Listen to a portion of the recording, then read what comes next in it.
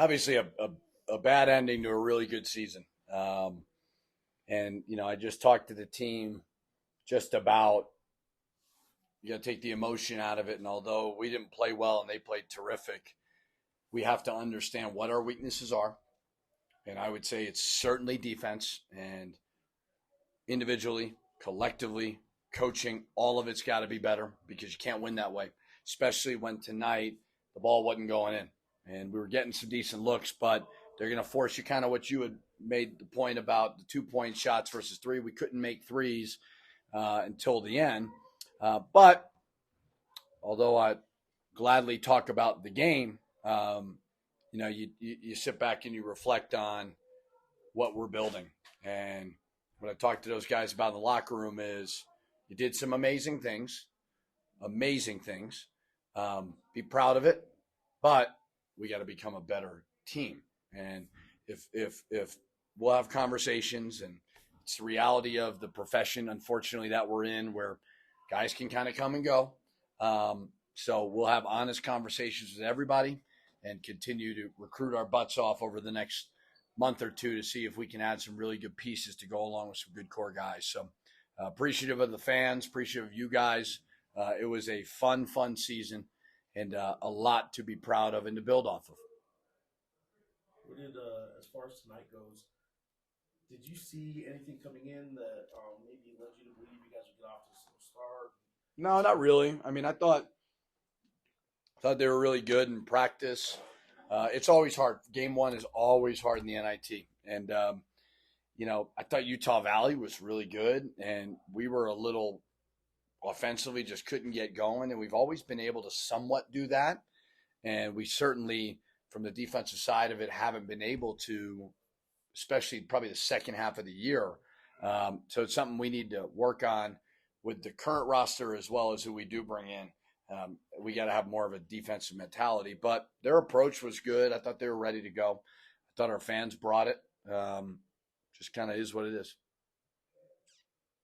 I know that eventually you have to play everybody in the tournament, but that matchup's a tough matchup for a 2 seed. And they're the WAC champion, and the WAC had its best season in 13 years, I think it was. So anything about that matchup that coming in kind of bothered you that as a 2 seed you guys didn't exactly get the best matchup?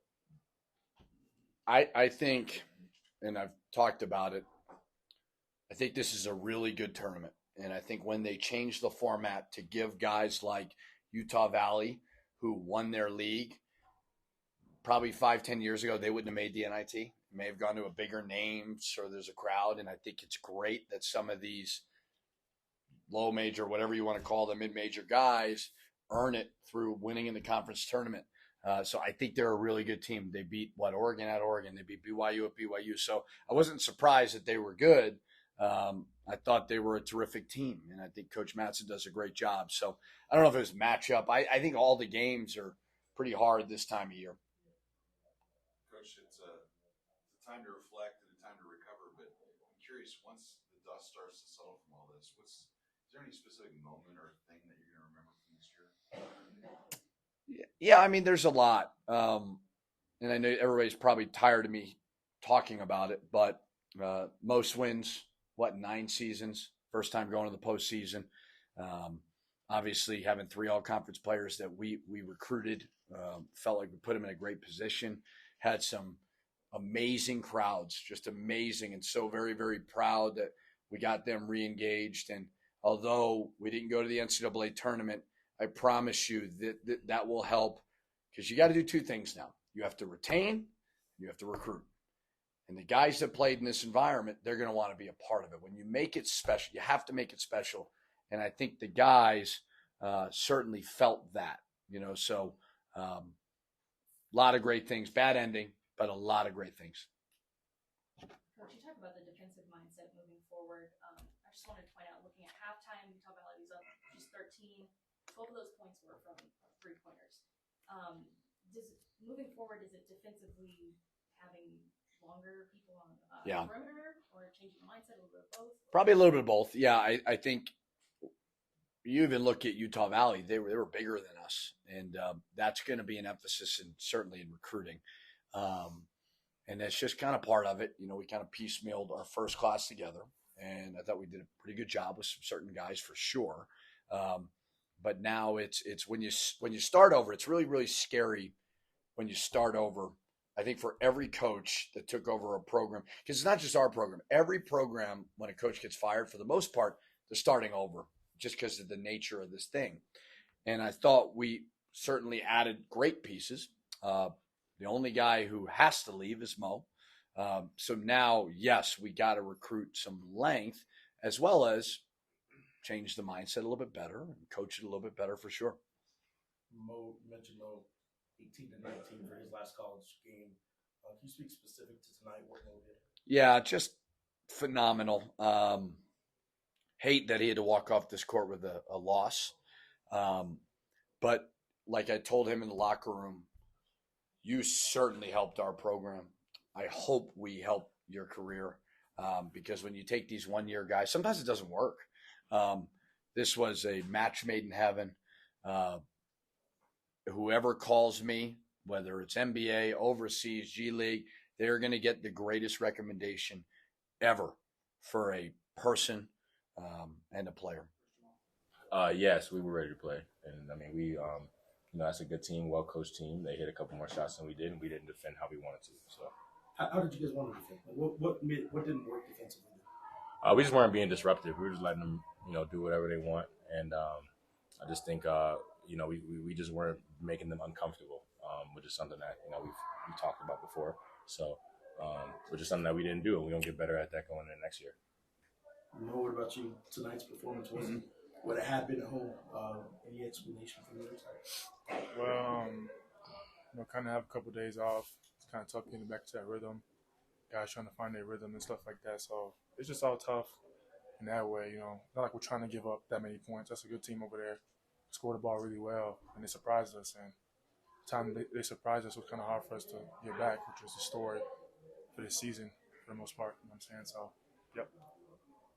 Tonight's toughest night to ask into where we are right now. What do you guys remember from this season? How much does what happened tonight affect that, if at all? I just think, I think I have a real love for all these guys, and I think we really built a connection. Just regardless of how many games we won, how many close games we lost, whatever, we know that we have each other's back, and we built connections here that is going to last for a lifetime, and I think that's the most important thing. When it comes to this college basketball, getting the experience and building connections that are for a lifetime. And I think that's what we did. So. For me, I just feel like my last year, I wouldn't want to choose any other school but UNM, man. And things we did in the beginning of the season, and we had a lot of close games, but I wouldn't want to play any games without Mash or without House or without Javante, man. And everything we did in the beginning of the season is always going to carry on in history. 14-0, and I feel like this is the best season they had in 10 years plus or something like that. So I'm saying we did our part, man, and we kind of fell short in certain games, but as long as we played hard, man, we gave it our all every game. Mo or Mash, either one you can answer, but do you feel like when you get to this point in the season, your past conference, do you feel like you're beaten up a little bit? Your body is a little hard to really go out there and. You go first. Yeah, of course, it's the end of the season. Guys are beaten up. Guys with ankle injuries. I twisted my ankle a couple times. A couple of twisted the ankle, but we love this game, and injuries come with it. But trying to play through to get wins and to do better for this program. But we came up short today, and like I said, guys are banged up. But every day we play through it, as usual. Yeah, I would agree with him on that one. I think during this time, every team is banged up. Every team is mentally tired, and it's just about finding a way to kind of push through that and kind of manage, and just getting energy. The team with the most energy is going to win this NIT for sure. So, kudos to Utah Valley. They came ready to go with the energy. So, we just got to be better on that front. But everybody's banged up. We just got to figure out a way to just fight through it. Yeah. Mo, the emotions of coming off the floor for the last time in your college career about a minute ago. I noticed you found a spot right at the end of the bench. I'm just curious what's going through your mind at that point. I just fell short. You know what I'm saying? Wanted to win. Didn't come out with the outcome. Last college game, I just wanted to, give my heart. Play as hard as I can. And I feel like I left it all out there, man. During halftime, I thought about this could be my last college game, so I'm just fight as hard as I can, man. And me going to the bench was just like, damn, I fell short. You know what I'm saying? The tie over my head, but what can I do? I feel like there's gonna be more basketball to be played in my life, and for these guys, they're gonna pick up somebody in the transfer portal deep, pick up another big, and go from there. You know what I'm saying? Keep on making history next year to bring their crew back. How much of their size probably you guys are affect the outcome of the game? I mean, I thought that big fella. I think he's number 5 in this country in blocks. So I mean, they were definitely big. So I mean, they're a good team. They're a good team. So You mentioned obviously the future. You're moving on. Yep. What's the future for this program? I know you're moving on. Yep. I'll ask you if the future of this program will include Jamal Mashburn Jr. or not. But what's the future of this program? What can it build off of this? I mean, I think our trajectory has been continuously rising throughout the course of the season, and started from when I came here last year. I mean, we finished 13-19, but we had we saw what it could look like, to win in the pit and to get energy back, and then we came back this year, and I think our trajectory is going in the right place. So if we have our core group back next year, and minus Mo, who's a big piece of our offense, but we're gonna find somebody for that, and but I mean, we're just gonna stick together and just know we need to work on, and just come back next year better. Just make sure, have you made a final decision about next year for yourself? I'm back. I'll be back. And Mo, I know you won't be here, but what do you see that this program can do and build off of? How good can this program get in just one more year's time? Yeah, I mean, you see what Coach did in 2 years he's been here, man. He kept building the program, great guards. He's gonna look for somebody good in the transfer portal. Gonna keep building on from this, man. And I wish them all the best of luck. I'm thankful for everything they did for me, and they're gonna keep building. There, I was really proud of Justin Harmon. Ever since Justin came to campus a few years ago, the wins have been stacking up. Justin Harmon is a winner. He came out tonight so locked in, so ready to go. He treats this game as if he's a professional. Every day after practice, getting his shots, getting his routine in. It reminds me of a lot of the guys that I coached and played with in the NBA. So I was just really proud of Justin Harmon, proud of every guy on our team, proud of every single person, guys that played, guys that didn't play.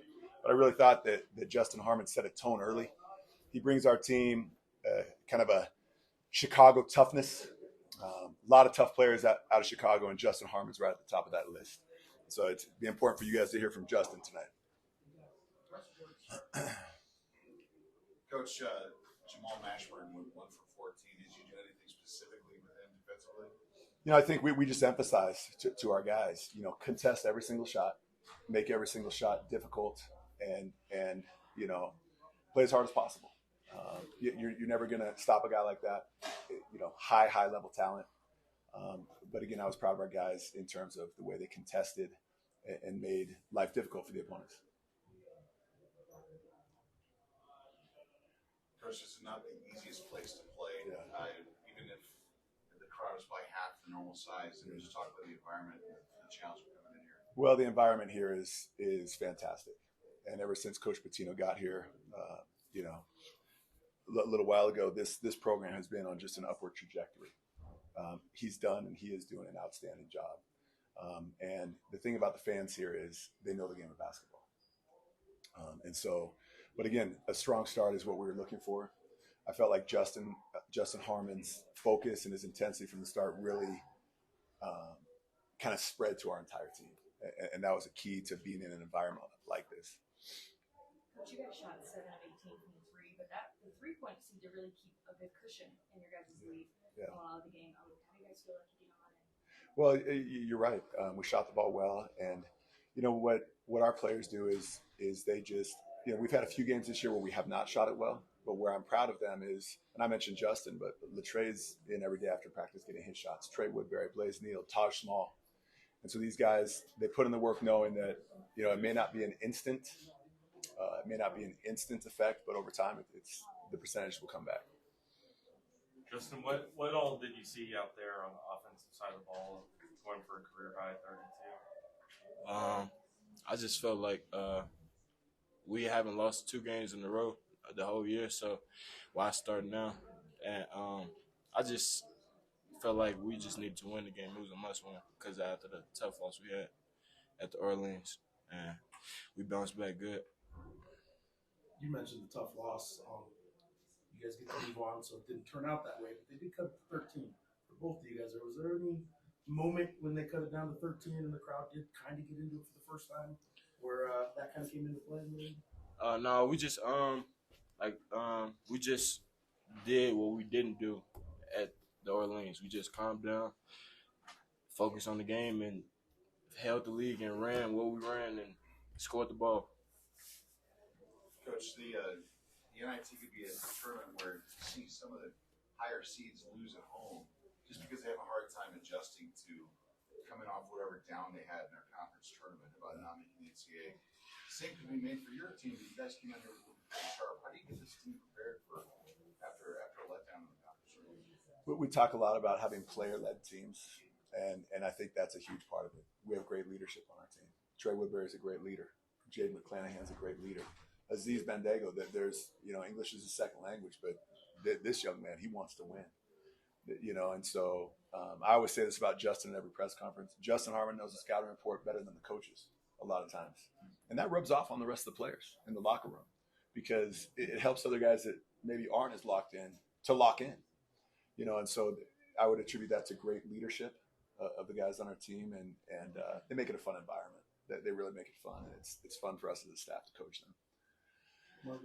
Mountain West for back-to-back years gets 4 teams in the NCAA tournament. They're in a pretty good spot right now, but the WAC's rated higher in Ken Palm this year than they have since 2011 or 2009, something like that. You feel like maybe you guys got overlooked a little bit? You guys were the WAC champion and had to come play at a 2 seed in the NIT. Do you think the WAC got enough credit this year for how good it was? Justin? Not at all. I feel like the WAC a good.